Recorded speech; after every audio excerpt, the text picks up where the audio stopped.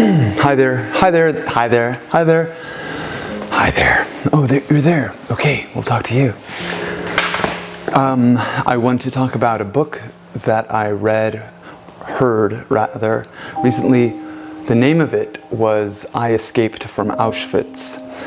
And it was written by a Slovakian man. I believe his name was Rudolf Vrba. And what this book did, what did this book do? Why was it so incredibly powerful and moving and surprising? So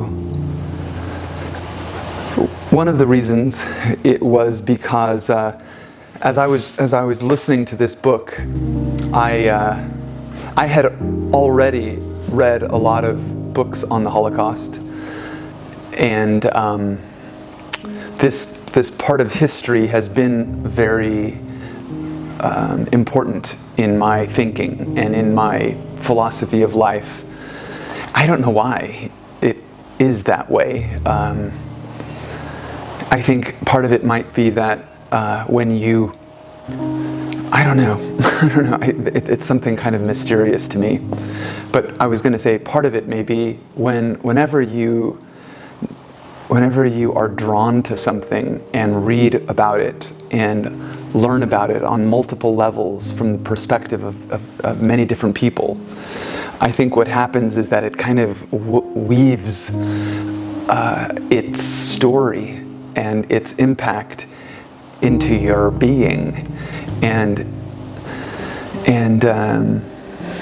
so that is what the Holocaust has done to me. It also the reason it is what it is because I have visited the camps. I visited Auschwitz when I was around 24 years old, and I visited Birkenau, the major death camp that was next to Auschwitz that did most of the killing of the European Jews and homosexuals and political prisoners, Russian prisoners, and gypsies, etc., but mostly Jews. And I remember walking down the steps to the gas chamber. They were partly dynamited and blown away from departing SS officers who were trying to destroy the evidence, just like they destroyed bodies. And there were little candles that some people had placed, and I had already, at that point, at the age of 24, I had already taken an entire course in college dedicated to the Holocaust. So we had to read books like The Nazi Doctors by, I believe, Jay Lifton, and The Cunning of History, which we read Elie Wiesel's Night. And so all of these stories were coming back to me as I was there. And I actually remember finding a piece of barbed wire, or maybe breaking it apart or breaking it off or something, and it had one of those electrodes still on it. And I took it in my pack because I was going to keep it as a memento of that. But I remember later in the trip, while I was still in Poland, I just remember leaving it on I think it was like a windowsill of some store, or just on the street somewhere, because I didn't want it as a reminder. It was already, I was already going to be, I knew, reminded of this place. So this book, I Escaped from Auschwitz, is the story of this man who, at the age of 19, he tried to escape from Slovakia into Hungary, and he gets caught and he gets sent to a camp that he decides to leave, and he goes from there. He actually chooses to go to Auschwitz because he thinks his chances will be better, and he ends up being right about that, remarkably, because pretty much everybody from that camp that he left was killed. And it's not that Auschwitz was some inefficient killing machine. It was incredibly, horribly efficient. But what he ended up doing was he served as a recorder for the various Jewish capos and Jewish block captains. And essentially, why is it worth thinking about and talking about as a book? For one, it reminds you that, for one, he decided he would survive. He made that decision. He said, I'm going to get out of this place. And I think partly he was able to, possibly because he didn't have family there. You know, you can imagine if you had your family there and you saw and you witnessed their killing in front of you, that might just destroy you and destroy your will to live. But he didn't have family. He saw plenty of his friends, but he didn't see his family members there. So that was one of the things that helped him survive. And but I thought it was very interesting, the incredible power. Not that it can do all, because there were plenty of people who, you know, believed that they would make it, and they were killed. Right? They were murdered. And but he basically, with a friend of his, they managed to escape. They were one of the few people who escaped from Auschwitz. And one of the reasons he wanted to do so was because he had learned that about 1 million Hungarian Jews were going to be killed, were going to be murdered, and they had survived the majority of the war. And it was 1944, and most of them were still alive. But he learned in the camp that they were setting up and preparing for a huge influx of murder, and it was going to be the turn of the Hungarian Jews. So he wanted to escape because Slovakia and Hungary are very much connected by family, and not just geographically close. And so he risked his life, and he escapes. And it isn't easy, right? He had to trust certain people, but he risked his life, and he makes it to, I think, Slovakia, or maybe even Poland, and then he goes to Slovakia. And he lets the Jewish leaders, the Slovakian Jewish leaders, know what's going to happen. And what happens eventually is that the Hungarian Jewish leadership fails to warn the masses of Hungarian Jews that they are going to be killed once they get on these deportation trips from Budapest into Poland. And it's an incredible betrayal. And so what does that tell us? I think it tells us that, you know, you have to be careful about who you trust. You have to be careful about putting one's trust in the political elite or the religious elite, you know, to question authority. And the man, the Hungarian Jewish leader who betrayed hundreds of thousands of Hungarian Jews, men, women, children, who were gassed. He was eventually assassinated in Tel Aviv, I believe, in 1956 or something like that.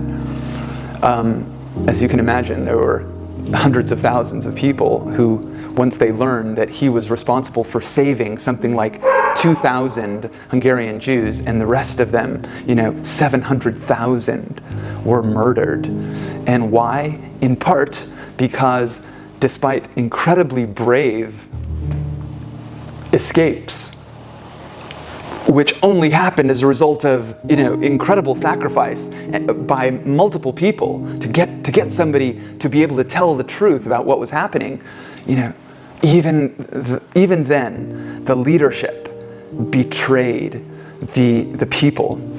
And there was this weird, horribly reminiscent of what we see today idea back then that only an elite, and they made this horrible metaphor of a tree, you know, only the highest branch should be saved, and it's okay for it to be saved, and the rest must go to the slaughter if this elite needs to be saved.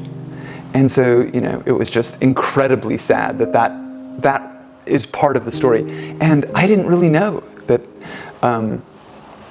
that Hungarian Jews were betrayed like that. And in fact, in the appendix of the book, it talks about a train of 2,000 of the wealthiest Hungarian Jews having paid $2,000 in hard currency per person, which at that time, because it was 1944 and Germany was in trouble, that was a lot of money. They also paid, something like 18 kilograms of gold and all of these diamonds. So this train went, I believe, into Switzerland and was allowed. And it was a specific deal being done between the highest people in the Hungarian religious and Jewish leadership, as well as the Hungarian government and the Nazis. So it's just such an amazing story that I don't know even how to describe it other than just betrayal, as well as, we must be eternally vigilant. We don't have to be, I don't want it to be something for cynicism, but it just, for me, it reminds me that you have to be careful about some smiling, winning politician or leader of any kind telling you that, believe in me. Instead, one has to be careful, and we cannot ever rely on something that as human beings, cognitive misers, we love to do, which is to just make assumptions.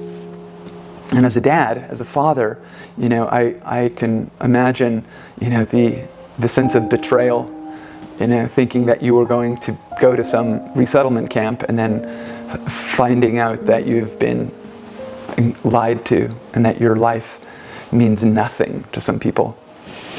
The final point that I want to talk about regarding this book is that when the author was talking about his desire to get out of Auschwitz in order to tell the world, I was thinking, yeah, that was probably some thing that he was later saying to everybody as a way of telling people, that's why I wanted to get out, but I just really wanted to save myself. No, but in fact, it was this man's report, along with his fellow escapee, which actually made its way to Winston Churchill and Franklin Delano Roosevelt, and they were this report that they made because they had in his head, because he knew that he couldn't write any of this down or he would have been killed if any of it was found.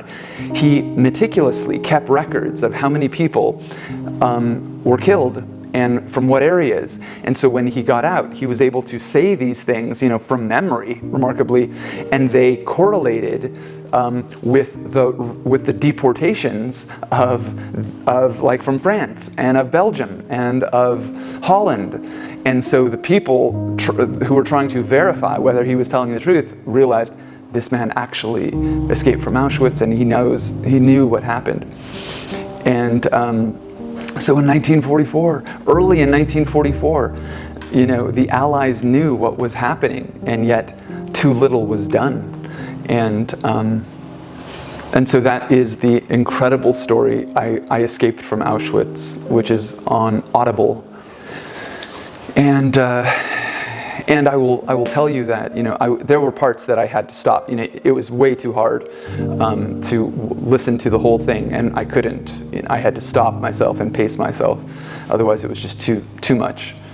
But it is worth listening to or reading, because there's something about this chapter that tells us, that warns us, how a whole people, in this case, the terrible genocide against the Jewish people of Europe, was perpetrated, and how it could happen again if we're not careful and if we don't recognize the indications that are there. So, despite the pain and even nightmares that it might bring up, it's definitely worth listening to. Thanks. Bye.